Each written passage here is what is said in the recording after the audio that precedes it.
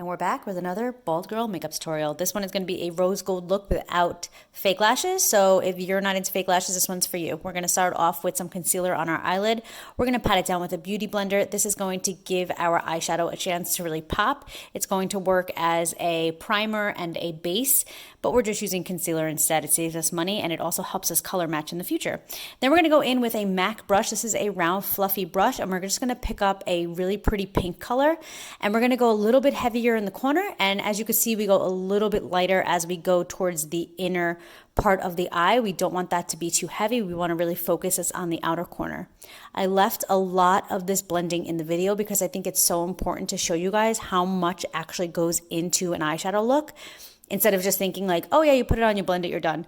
There's about, I don't know, a minute each color that I pick up that I have to blend it out for. So we're just adding on more of that color and we're just concentrating on the outside and we're blending it inward, and we're just going to keep building up this color until it's at a color that we really, really like.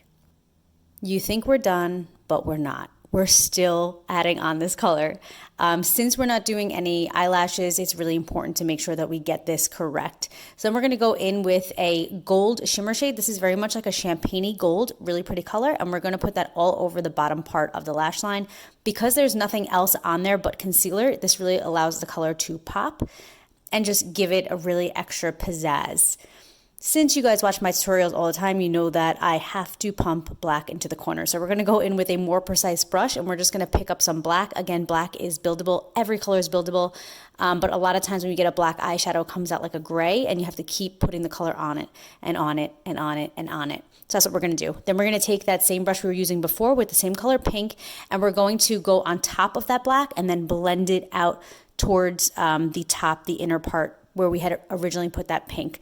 So this is just to give that pink color some depth and to just really blend it out. We just want to give the corners of the eye some pop, and then we're going to take that same fluffy brush and we're going to take that same pink color that we used on top and we're going to put that on top of that champagne gold shimmer color that we had did. As you can see, it picks up so differently when it's on top of that gold color, and I really like that look. Then I'm going to take just a regular brush that just has a transitional color, so any color that matches my complexion, and I'm just going to brush the inner corners so that I could just help myself blend a little more. Then I'm going to go in with the eyeliner. I do a winged liner, but this eyeliner was running out and it was really, really, really difficult to do it in the viewfinder, so I do it off camera. Then I'm going to take a makeup remover and I'm just going to wipe under my eyes just to give myself that harsh, nice look. And then I always go in with my tinted moisturizer. In this case, I'm using the Australian Gold in Deep Dark. As you can see, it's very dark, but I like the color of it on my complexion.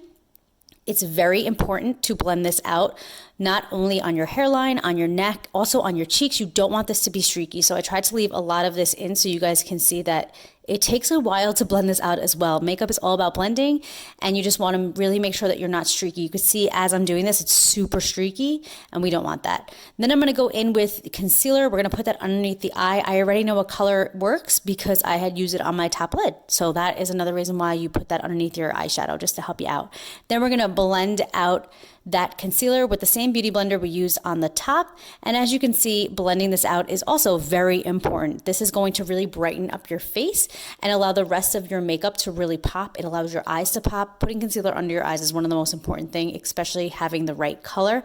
As seasons change, as your complexion changes, you do need to switch up your foundation and your concealer. Then I'm going to put the RCMA setting powder under my eyes, and I like to bake. I might be the only person left on YouTube that still likes to bake, but I like to bake, so we're going to bake it underneath the eyes. Then I'm going to go in with my bronzer and contour. As you guys know, my bronzer does not have shimmer in it, so I could use it as a contour as well. And I'm going to do C shapes on my face. As I always say, if I didn't have a defined jawline, I would have to do E shapes. But since my jawline is very defined, I don't need to do that.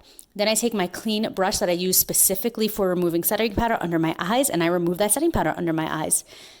Then I'm going to go in with the Kathleen Lights ColourPop Retrograde. I use this one all the time. It's a blush. I love orange and I love the way it looks on my skin, so that's what we're going to use as my blush. Then this would be a great time to color in your eyebrows, but I have my powder brows done, so I just brush them out nicely. Then I'm going to take the NYX. It's in purple. It's an eyeliner. This is not cruelty-free, but I had them lying around the house, so I just started using them during this time of my life, and I'm going to put that on the waterline. When we're done with that, we're going to curl the lashes. Then we're going to put mascara. Then we're just going to put a faint color on the lips. This is a Madly Matte lip color. Final look. I hope you guys like this video, and I'll see you guys later. Bye.